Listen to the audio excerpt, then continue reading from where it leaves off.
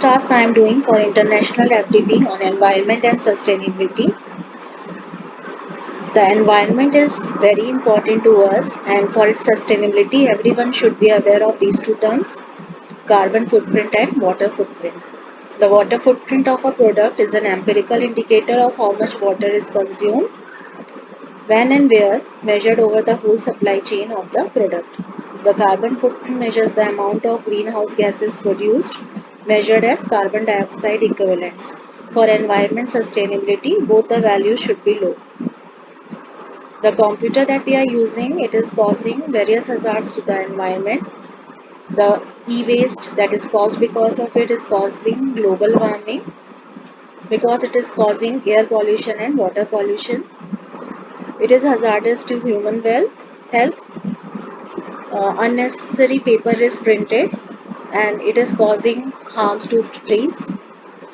People just keep the computer switched on, which is wasting electricity. So the better option is either switch off the computer or keep it in sleep mode or hibernate mode.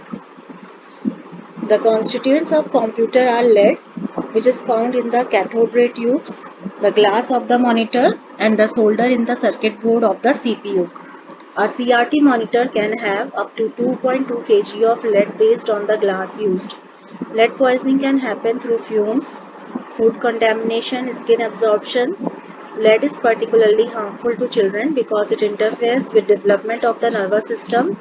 It is a neurotoxin that can harm the kidneys and reproductive systems. Even low levels of lead can be harmful to a child's mental development. Mercury can be found in the circuit boards and internal switches.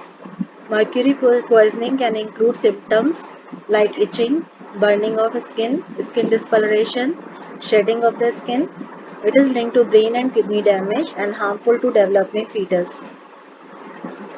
Brominated flame retardants may cause thyroid damage and harm fetal development. Beryllium can cause lung diseases.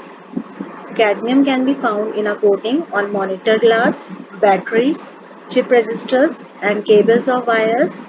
It can damage kidneys and bones.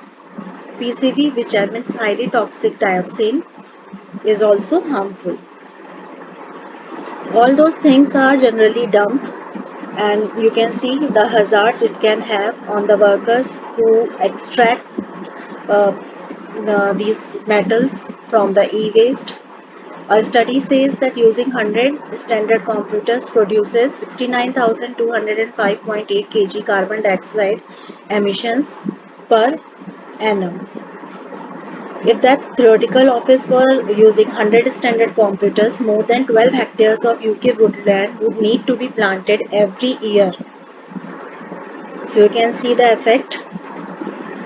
What is the solution? Solution is reduce, reuse, recycle. Now the Samsung Electronics has come up with a very good idea, and memory goes a little greener. It recently announced that 512 GB embedded universal flash storage was awarded carbon footprint and water footprint certifications. What does it mean? It means that the carbon footprint of Samsung 512 GB UFS3 is 13.4 kg carbon dioxide, which is comparable to the amount that is absorbed by two 30-year-old pine trees in a year, whereas its water footprint is 0.31 meter cube H2O. The technology they use is vertical NAND. Uh, vertical NAND is the technology that allows the chip to have nearly 1.5 times more stack layers than the previous generation and to accommodate a 25% reduction in chip size, minimizing the overall increase in carbon and water footprints for each VNAND cell layer. It is a cell layer stacking technology where multiple flash memory cell layers are stacked vertically and three-dimensionally on a single NAND chip. The chips in question are vertically stacked in 36, 48, 72 or 64 and now 96 layers of flash cells. Due to the change in vertical arrangement of cells, they are having better capacities at lower production costs, half the power requirements, twice the speed and 10 times the longevity of planar NAND. So this sort of memory is greener and environment friendly. Thank you.